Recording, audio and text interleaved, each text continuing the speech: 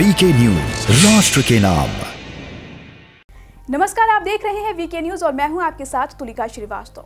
देश भर में हुए 5 राज्यों के विधानसभा चुनाव के नतीजे अब सामने आ चुके हैं और हर प्रत्याशी के हार जीत का फैसला भी हो चुका है।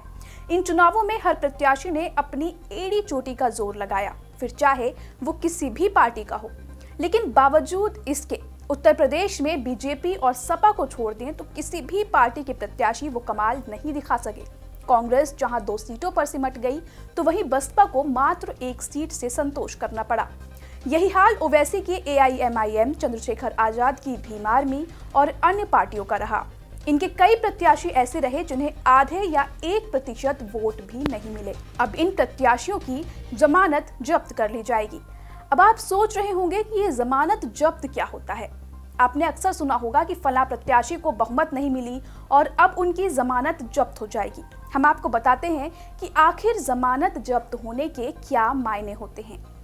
दरअसल जब भी चुनाव होते हैं तो हर प्रत्याशी को चुनाव लड़ने के लिए एक निश्चित राशि, कुछ तय रकम चुनाव आयोग में जमा करानी होती है। इसे ही जमानत राशि कहा जाता है। लोकसभा, विधानसभा, पंचायत चुनाव, हर चुनाव के लिए तय राशि अलग अलग होती है। सामान्य उम्मीदवारों के लिए लोकसभा चुनाव लड़ने के लिए 25,000 रुपए और विधानसभा क्षेत्र में चुनाव लड़ने के लिए 10,000 रुपए जमा कराना अनिवार्य है। चुनाव आयोग इस पर फैसले भी लगातार लेता रहता है। ये राशि एक तरह की गारंटी के तौर पर जब्त की जाती है।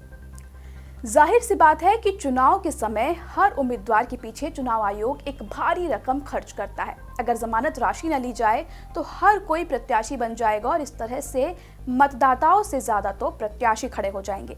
जमानत राशि जमा कराने के पीछे चुनाव आयोग का मकसद नॉन सीरियस उम्मीदवार को रोकना है। अब इस जमानत राशि को जमा करने के बाद कुछ शर्तें होती हैं। अगर वो पूरी ना हो पाए तो ये राशि चुनाव आयोग वापस नहीं करता, यानी इसे जब्त कर लेता है। आपको ये नियम भी बता देते हैं।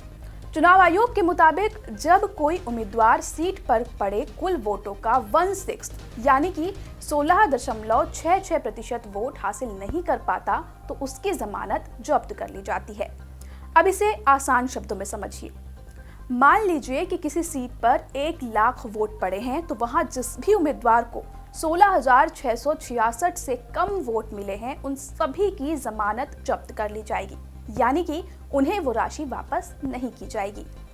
अब सवाल ये है कि जमानत राशि आखिर वापस कब की जाती है। तो जिन उम्मीदवारों को 1/6 से ज्यादा वोट मिल जाते हैं उन सभी की जमानत राशि लौटा दी जाती है। यदि उम्मीदवार जीत जाए, भले ही उसे 16.66% से कम वोट मिले हों, तो भी उसे जमानत राशि के पैसे लौटा दिए जाते हैं। इसके अलावा वोटिंग शुरू होने से पहले यदि किसी उम्मीदवार की मौत हो जाए, जिन उम्मीदवारों का नामांकन रद्द हो जाए या जो प्रत्याशी नामांकन वापस ले लें, उन सभी की जमानत राशि लौटा दी जाती है।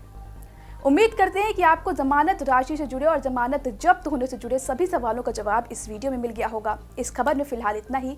देश दुनिया से जुड़ी खबरों के लिए बने रहिए वीके न्यूज के साथ। धन्यवाद।